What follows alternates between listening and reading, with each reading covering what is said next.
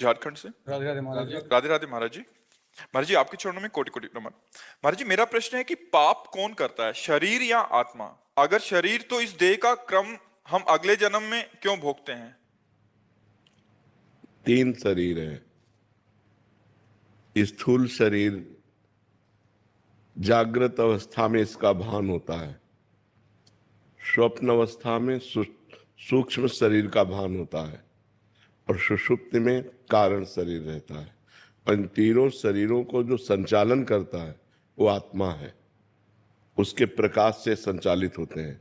और वो भ्रमवश अपने को शरीर मान बैठा। जो अहम है अंतःकरण धर्म में, अंत सूक्ष्म शरीर में अंतःकरण है। अंतःकरण में 4 वृत्तियां हैं।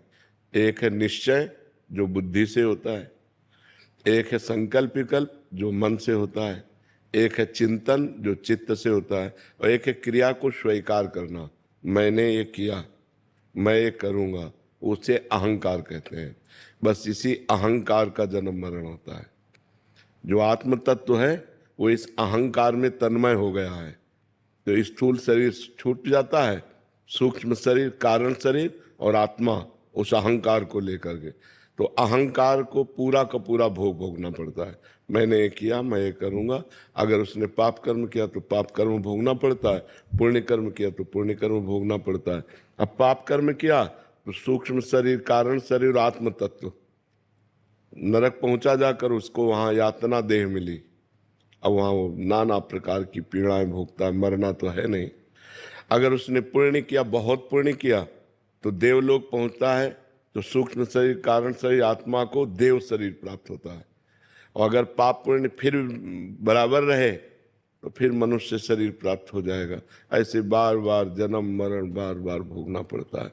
फिर और भी योनियां हैं, 83,99,999 योनियां, उनमें भोगना पड़ता है।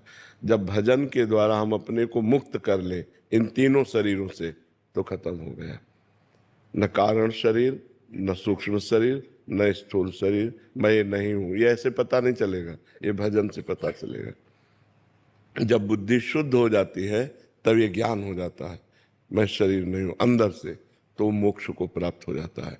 या भगवान में प्रेम हो जाए तो मोक्ष को प्राप्त, 2 के अलावा नहीं।